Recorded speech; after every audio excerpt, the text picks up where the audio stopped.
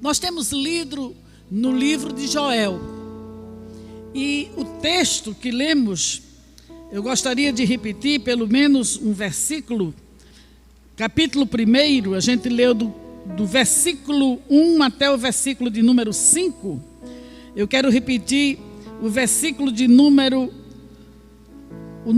4, que diz: o que o gafanhoto cortador deixou, o gafanhoto peregrino comeu.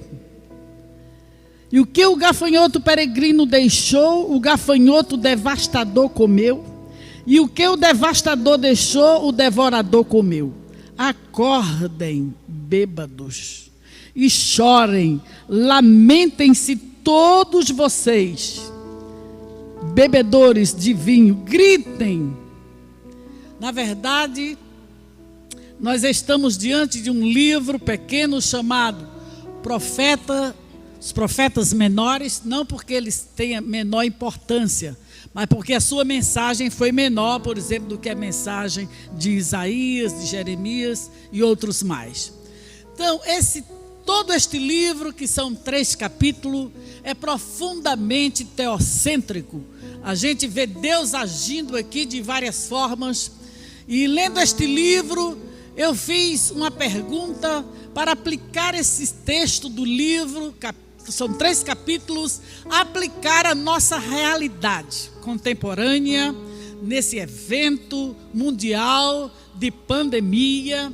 E eu fiquei pensando, ao ler esse livro, qual seria o papel da igreja nesse ambiente devastador, que é o mesmo ambiente que vivia Joel naqueles dias, onde ele assistia aquela calamidade, aquela devastação, aquela destruição, como nós estamos assistindo hoje.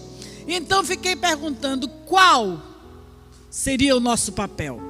Nós temos visto que durante essa pandemia o governo tem se preocupado. Primeiro, o governo decretou um estado de calamidade pública e ele tomou diversas providências. O auxílio emergencial.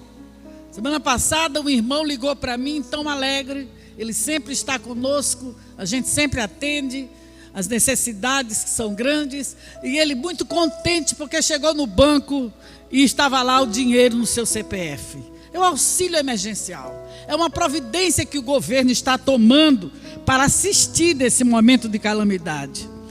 A gente, por exemplo, essa semana eu recebi também a comunicação do CRM para que, se eu soubesse de alguém que está trabalhando na frente e que está sem o EPI, sem o equipamento de proteção individual, que eu tivesse denunciando, porque o CRM está preocupado em saber isso, a nível também o CFM, a nível federal e estadual.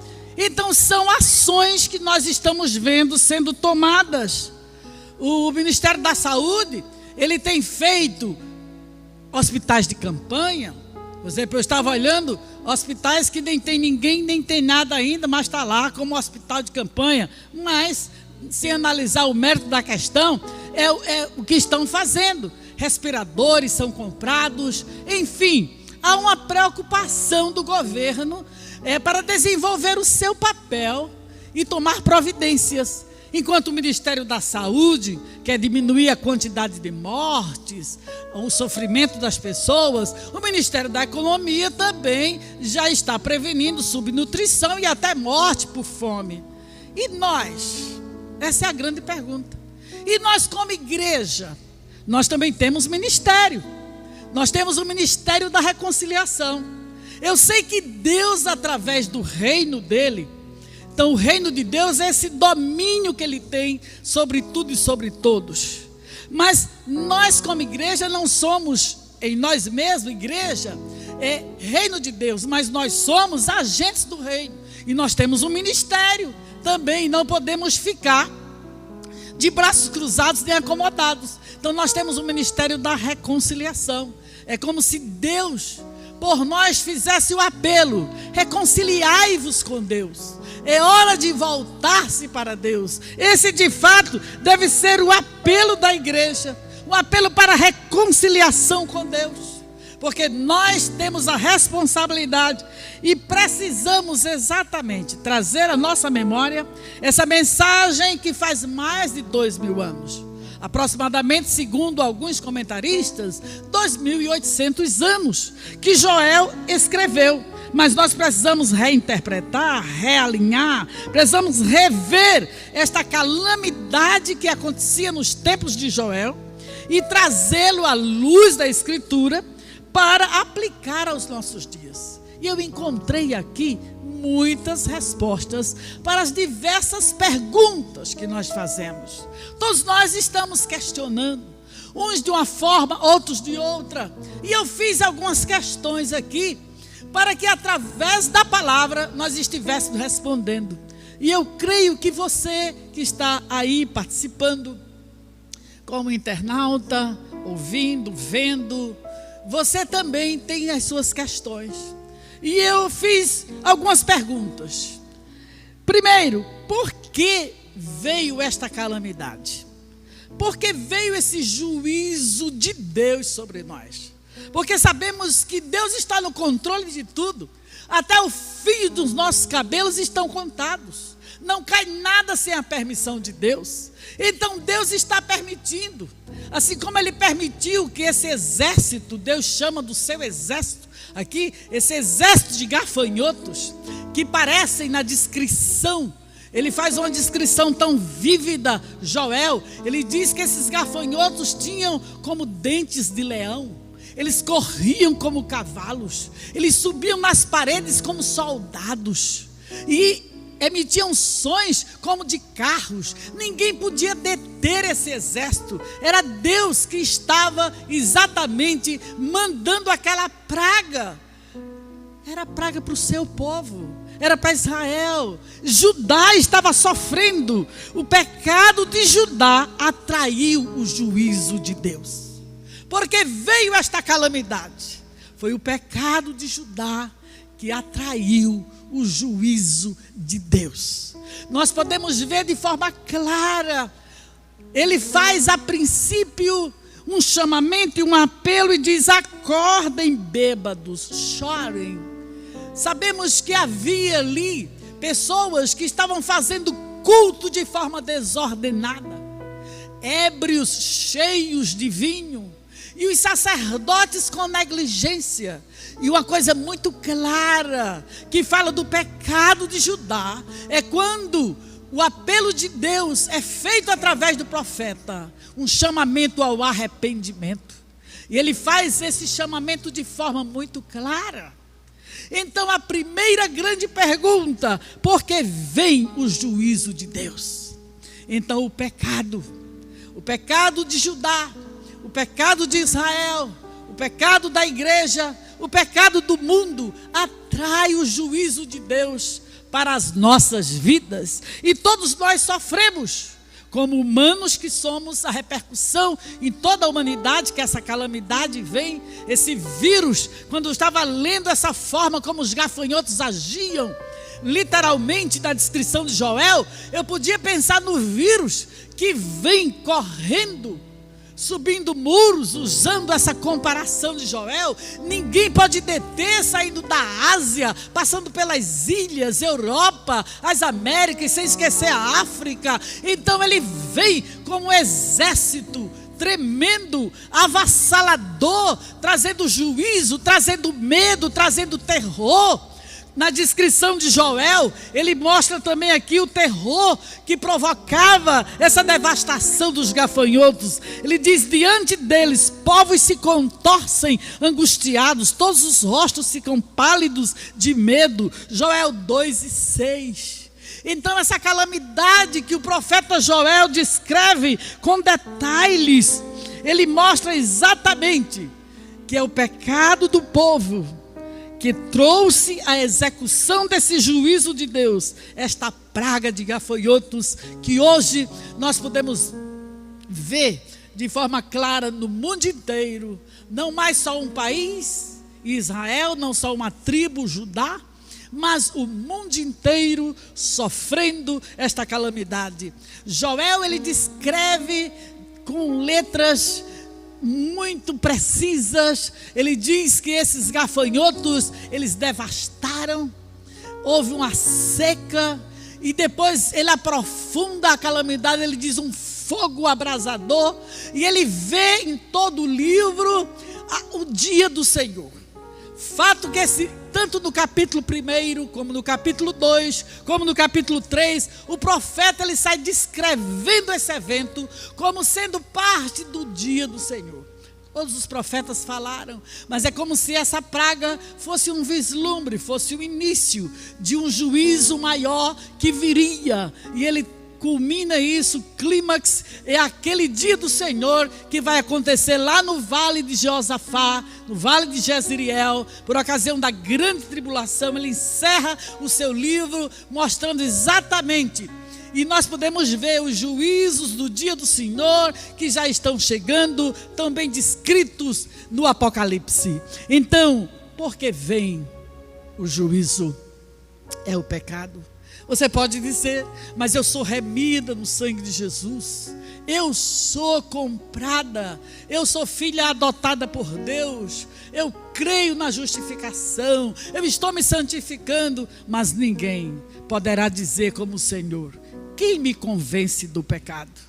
Somente Jesus poderia dizer, e disse: quem me convence do pecado? Mas todos nós temos no mínimo o pecado inerente, o pecado por pensamentos, pecados por palavras, pecados por ações. Então nós precisamos sim agora passar para uma segunda pergunta. Já vimos que o juízo vem de Deus, mas a segunda: e qual o nosso papel como povo de Deus? O juízo estava ali no meio do povo de Deus. E qual foi o papel deles? Deus, na verdade, está em todo o livro, tanto em mandar as pragas, e isso está muito claro, que foi ele. Por exemplo, o versículo de número 15 do capítulo 1, diz: aquele dia está próximo, como destruição poderosa da parte do Todo-Poderoso. Então é destrutivo, mas Deus sabe por que faz. E ele estava exatamente levando o seu povo a perceber. E ele faz agora um apelo, aliás, vários apelos. Deus, em meio ao juízo, ele manda o juízo, mas ele mesmo também faz o apelo ao seu povo. E ele faz aqui de várias formas. Ouçam, versículo 2: escutem, contem aos seus filhos. Era um fato histórico que estava acontecendo, como hoje certamente vai ficar registrado. Os netos vão saber dessa calamidade que aconteceu. Contem, acordem bêbados, chorem, lamentem-se, gritem, planteiem como uma virgem de luto do seu esposo. É um apelo veemente de Deus. A impressão que a gente tem quando vê esse apelo de Deus ao seu povo: Deus havia mandado a praga e agora quer que o povo perceba. Eu fiquei assim, pensando, quantos de nós estamos acomodados, indiferentes, em meio a tudo isso? Às vezes temos só o medo da doença e não percebemos que há de fato uma mão de Deus, que Deus está agindo, porque Deus age de várias formas e de várias maneiras, e não podemos dizer que Deus não está agindo nisto. E Ele está apelando também para nós, como povo seu: despertem, acordem, bêbados. Haviam aqueles que estavam entregues. O Deus era o ventre, como diz o apóstolo. Então era comer, beber, orgias, prazeres, satisfações físicas, sem compreender o culto a Deus que estava ficando. Nós podemos ver, por exemplo, nesses dias, como os nossos cultos no templo nós temos sofrido. Veja que Joel falava sobre isso, enquanto aqueles bêbados, aquele povo de Deus negligenciava, não podia perceber. Eu fico pensando que muitos de nós também não percebemos. Paulo, quando escreve a sua carta aos Efésios, a igreja em Éfeso, ele diz: desperta tu que dormes, levanta-te dentre os mortos e Cristo te iluminará. É hora de buscar a iluminação de Deus, despertar e entender e perceber que Deus está agindo e que o dia do Senhor se aproxima, o dia da vingança maior, a grande tribulação, o juízo de Deus que está vindo ao mundo. Então nós precisamos acordar e perceber. E vejam que Paulo, logo a seguir, no versículo seguinte, logo a seguir, ele diz: não vos embriagueis com vinho em que há contenda, mas enchei-vos do Espírito. Parece que Paulo estava lembrando-se das palavras de Joel, enquanto ele chamava para despertar. E era a igreja que ele estava chamando. Despertem os que dormem, percebam, vejam o adiantado da hora, abra os olhos, chore, clame, lamente. Era isso que Deus estava querendo despertar o seu povo. Toca a buzina em Sião. Era a trombeta que estava tocando. Sabemos que vai haver o toque da última, mas são trombetas que já estão tocando. Desperta, desperta tu que dormes do comodismo e procura perceber o adiantado da hora. Era isso que Joel estava dizendo, era isso que Paulo estava dizendo. Não vos embriagueis com vinho em que há contenda. E eu fico pensando, quantas vezes os irmãos estão a contender. E quem pode dizer, como fiz a pergunta no começo, não podemos dizer quem me convence do pecado, porque nós certamente temos pecado nos nossos pensamentos. Quantas discórdias, quantas contendas, quantas divisões, quantos conflitos, quantos desentendimentos, quanta insubmissão, quanta rebeldia, quanta desobediência. Então nós precisamos acordar, porque o Senhor, através de Joel, estava dizendo: acordem, ébrios, bêbados. E Paulo estava dizendo: não vos embriagueis com vinho em que há contenda, mas enchei-vos do Espírito. E nós vamos ver que depois o povo de Deus tem a promessa e é cheio do Espírito.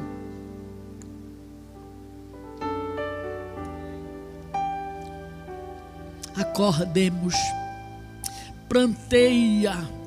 O profeta diz: chora, ora, rasguem as vestes. E um detalhe muito importante, de que o profeta não estava só preocupado com a calamidade dos produtores, que as suas vinhas, as macieiras. Sabe que o povo de Deus era uma sociedade da agricultura agropecuária. Eles viviam, não era como nós, uma era industrial. Então era isso. E o profeta estava falando aos produtores, aos vinhateiros, e mandava-os plantear também. Mas ele não só estava preocupado com o problema econômico da seca, do fogo, da fome que viria, mas o profeta estava preocupado com o culto a Deus. Então nós temos também que abrir os nossos olhos. E vejam, o profeta fala no templo do Senhor 4 vezes. Ele diz no versículo 9 do capítulo 1: as ofertas derramadas foram eliminadas do templo do Senhor. O povo estava empobrecendo com a seca, e as ofertas não chegavam ao templo. E ele continua dizendo, ainda mais uma vez: as ofertas derramadas foram suprimidas do templo. No versículo de número 13, novamente ele fala no 14: todos os habitantes do país, no templo do Senhor, o seu Deus, clamem. Ainda que não há ofertas, clamem no templo. E ele continuava no versículo 16: a alegria e a satisfação foram suprimidas do templo. Quando eu li isso aqui, Oh, irmãs, hoje pela manhã nós estávamos ali no ciclo de oração. Eu estava chorando de alegria por estar ali de novo. Aleluia, aleluia. A gente ora em casa, é verdade. Muitos têm compromisso de orar pelo menos 1 hora por dia em casa. Mas no templo, a comunhão, a satisfação, a alegria conjunta, a mutualidade. E o profeta não via só a calamidade econômica e social, ele estava vendo a calamidade espiritual. E nós estamos vendo também os nossos templos vazios. É hora de chorar e plantear a satisfação do sacrifício. Não estamos pensando aqui meramente em ofertas de dinheiro, em bens econômicos e financeiros. Nós estamos pensando na oferta, no sacrifício de louvor que prestamos ao Senhor, em nome de Jesus, no templo. A mutualidade, a alegria com que se alegra, a tristeza com que está triste, a participação conjunta no templo. E o profeta fala 4 vezes que ele estava preocupado com a alegria que havia sido retirada, a satisfação que não estava mais ali no templo. Eu sei que a figura do templo no Antigo Testamento era muito mais importante do que para nós, porque hoje nós somos o templo onde o Senhor habita, somos a habitação do Espírito Santo.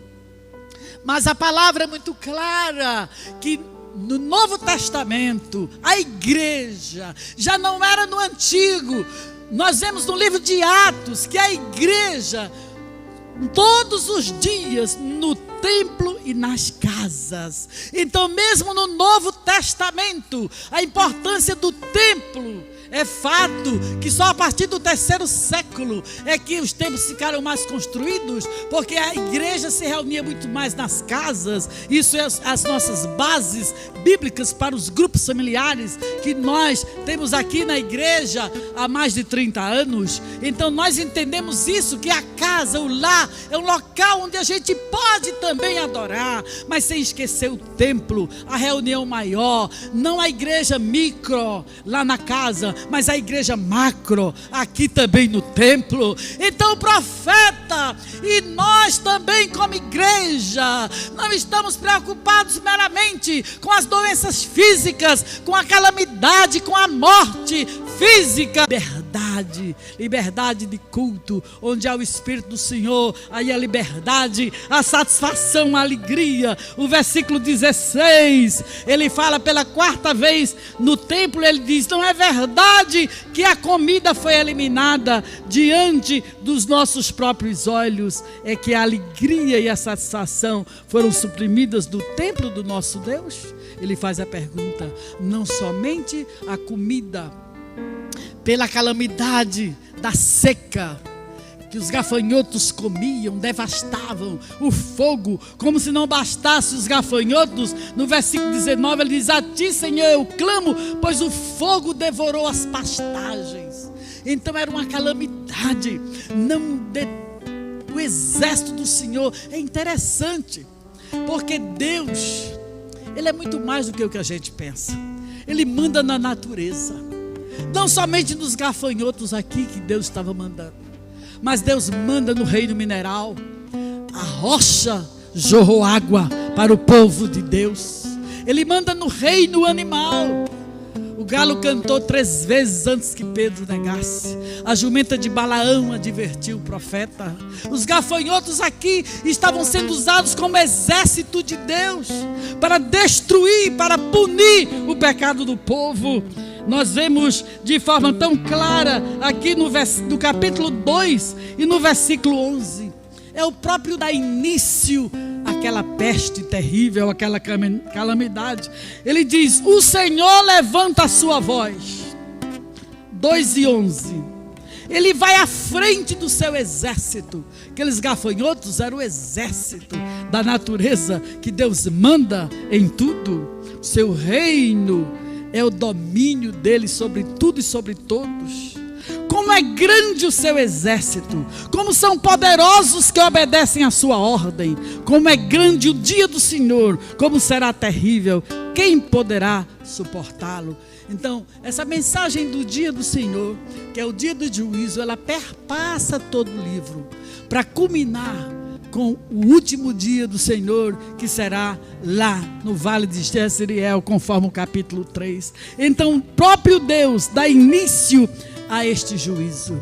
Então, Joel deixa claro que Deus está mandando o juízo por causa do pecado. Mas ele também deixa claro que o mesmo Deus que mandou o juízo é o Deus que manda também, faz o apelo ao povo, para que eles observem, para que eles vejam, para que planteiem, para que não fiquem de braços cruzados e acomodados. Mas há um papel para nós. Qual o papel da igreja nesta pandemia? Por que o juízo veio? Por que esta calamidade? Mas o que é melhor em tudo isso é que, assim como Deus, ele faz o apelo, ele também dá instruções para a conversão. Esse Deus é tremendo.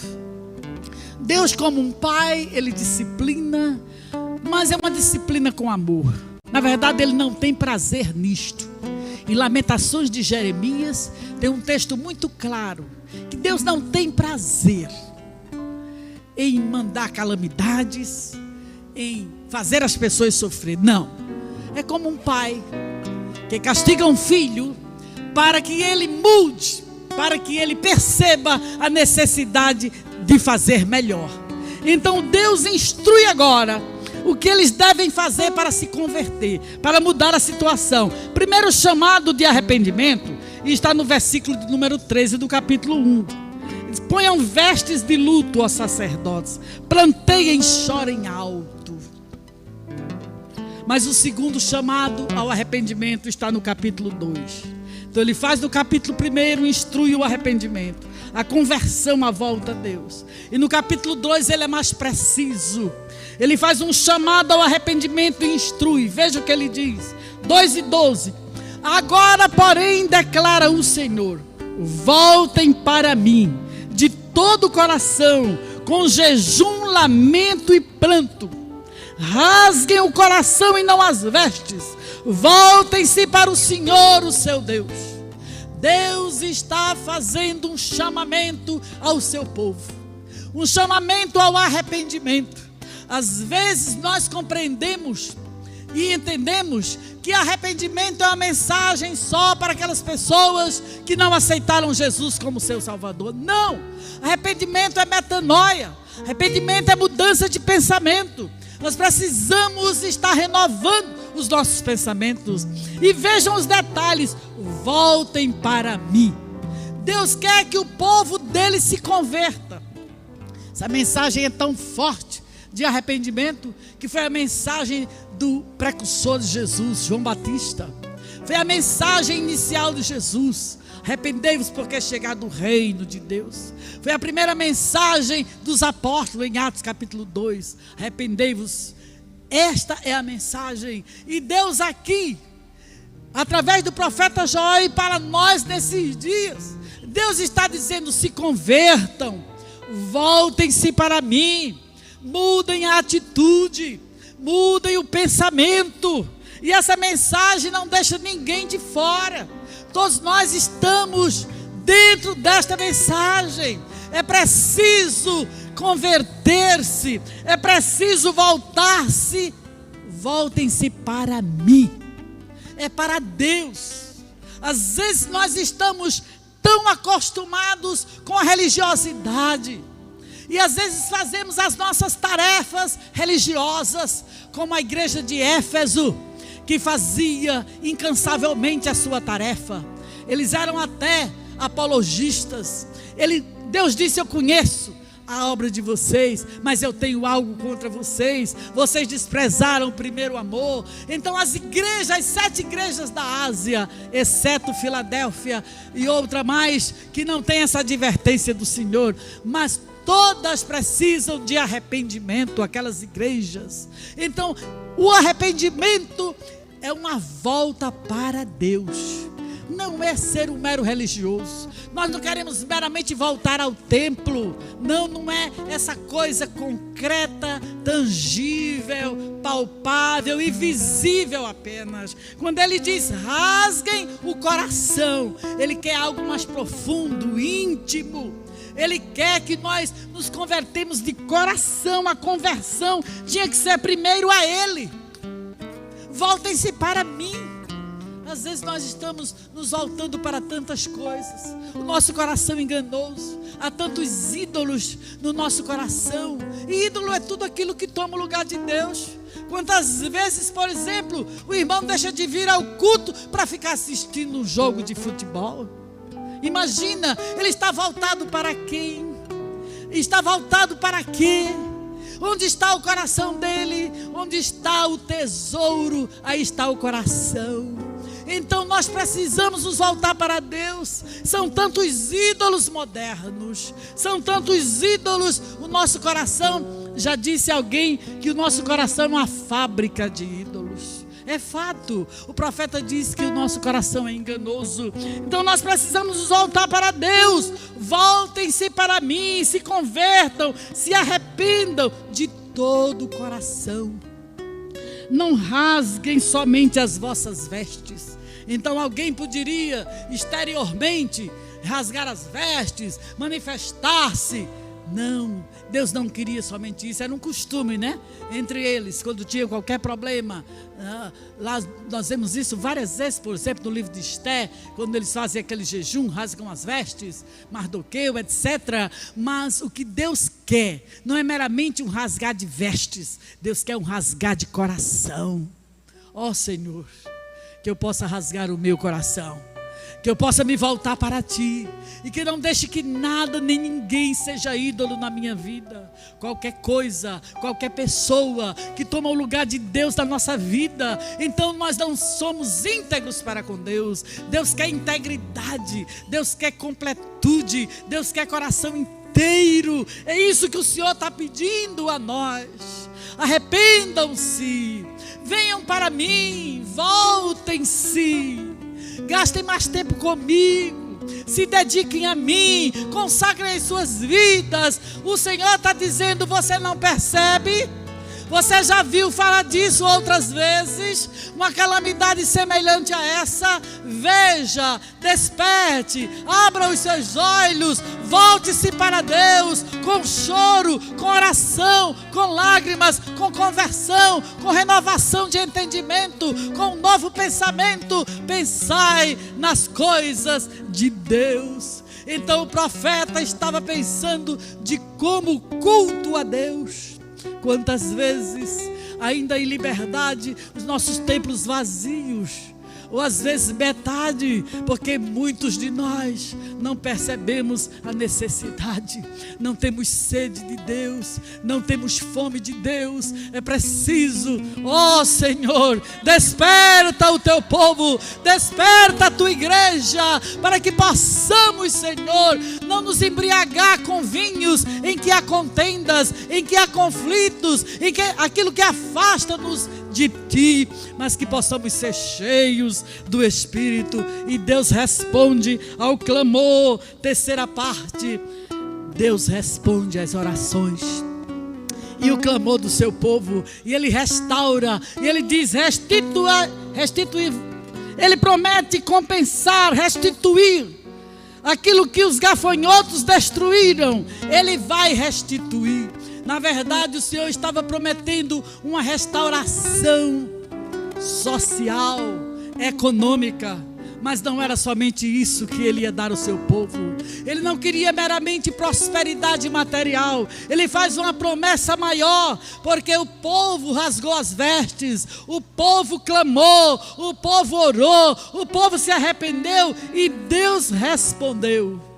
Deus respondeu trazendo restauração. Pois fim a calamidade. Veja o versículo 20. Levarei o invasor que vem do norte para longe de vocês. Oh Senhor, leva para longe de nós esse vírus amaldiçoado. Assim como o Senhor prometeu, levar aqueles gafanhotos invasores para longe do seu povo, empurrando-o para uma terra seca e estéril.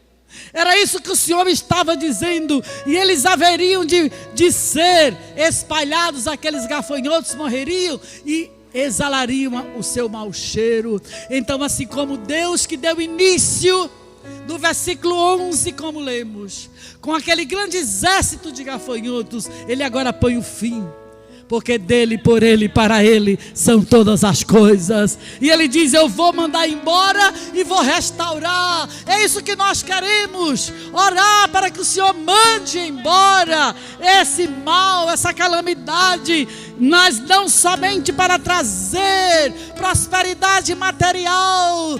Nós queremos que o versículo 28 se cumpra, e ele diz: depois disso derramarei o meu espírito sobre todos os povos, filhos e filhas profetizarão, velhos terão sonhos, jovens terão visões, servos e servas, sobre eles derramarei o meu espírito. Deus promete um derramamento independente de sexo, é sobre as servas e sobre os servos, independente de condição social, servos e servas, independente de idade, filhos e pais, todos seriam alcançados pelo derramamento do Espírito de Deus. Aleluia! Essa é a nossa esperança, que o Senhor vai mandar embora esta praga. Não somente queremos bênçãos materiais, mas sobretudo um derramamento do Espírito que vai nos levar a pregar, como diz o versículo de número 32, e nós vamos pregar: todo aquele que invocar o nome do Senhor será salvo. Se eu pudesse traduzir esse livro em 2 palavras, eu diria: arrependimento e avivamento. Então, essa é a nossa esperança, e ele termina no capítulo 3, no grande dia do Senhor. E o que eu acho de mais impressionante, quando ele fala da última guerra que o Senhor vai travar contra os seus inimigos, contra os inimigos do seu povo, e que ele vai estar no vale da decisão, com as multidões, com os exércitos, na chamada guerra do Armagedon, no vale de Jezreel, que é um grandioso vale. Estávamos lá no Monte Carmelo, em Israel. Quando olhamos, tivemos uma emoção muito grande, choramos, glorificamos muito a Deus, quando os nossos olhos contemplavam o grande vale de Jezreel, o vale de Josafá, aquele local que está já preparado para este grande dia do Senhor, quando Ele vai trazer julgamento. Mas sabe, a melhor notícia na conclusão desse livro é que o Senhor nos promete uma vitória real. Vai haver o derramamento do Espírito, vai haver evangelização do mundo, mas a vitória final, quando o Senhor habitará eternamente com o seu povo. Veja a última parte do último versículo do livro: o Senhor habitará em Sião. Ele habita. A característica maior desse dia do Senhor não é essa guerra que o Senhor vai travar contra os seus inimigos, é que Ele vai descer, como João viu no capítulo 19 de Apocalipse. Mas o que eu acho mais impressionante é que nesse vale da decisão, o Senhor promete estar presente no meio do seu povo. É impressionante como Deus quer essa comunhão conosco, como Deus quer habitar entre nós. João viu isso, não somente em João 1,14, vimos a sua glória como a glória do unigênito do Pai, cheio de graça e de verdade, tabernaculou. Ele veio, Ele é o Deus conosco, é o Emanuel, Jesus, o nosso amado, o Deus conosco. Quando Ele vencer aquela grande guerra, o que tem de melhor, quando diz Jesus habita conosco, é exatamente o fato da presença eterna dele com o seu povo. Oh, essa é a nossa esperança. Nós estamos sedentos para que aquele dia realmente se cumpra, onde o reino de Deus, mas não vai ser somente um reino em parte, mas vai ser o reino na sua plenitude, não somente um reino celestial, espiritual, e que ele abrange hoje já em parte a terra, mas naquele dia tudo e todos estarão recebendo, porque ele vai habitar no meio do seu povo. Então, este livro de Joel responde às nossas perguntas, porque veio esta calamidade, o pecado atraiu a calamidade. Mas o que fazer diante disso? Qual deve ser a nossa reação? O Senhor instrui: ouça, perceba, chore, lamente, ore, derrame suas lágrimas, rasgue o seu coração, se converta, volte-se para Deus, volte-se para mim de todo o coração. Não rasgue só as vestes, rasgue o coração. E ele continua: e eu vou retirar, eu vou mandar embora a calamidade, vou trazer restauração, mas vou trazer também avivamento espiritual e a vitória final. Que o Senhor, pela sua grande bondade, Ele nos abençoe mais e mais. Qual o hino que poderíamos cantar? Um hino que fale realmente de todas estas bênçãos, que Deus é bem mais do que aquilo que nós pensamos ou pedimos. Então, qual é o papel da igreja nessa pandemia? Eu espero que, se você ainda não sabe, você ouça de novo essa mensagem e você certamente vai ter as respostas. Mas eu queria concluir com aquelas duas palavras: arrependimento e avivamento. É isso que Deus quer. Então este livro é teocêntrico. Deus age, seus atos de graça estão aqui no livro completo. E seu ato de graça está na praga, trazendo juízo ao seu povo. Mas seu ato de graça está também nos apelos que ele faz: se convertam, ou orem, chorem. Seu ato de graça está no chamamento ao arrependimento. Seu ato de graça está colocando fim na praga. Seu ato de graça é trazendo restauração, restituindo aquilo que perdemos, mas muito mais, um avivamento missionário, onde vamos dizer: todo aquele que invocar o nome do Senhor será salvo, e a certeza da vitória final.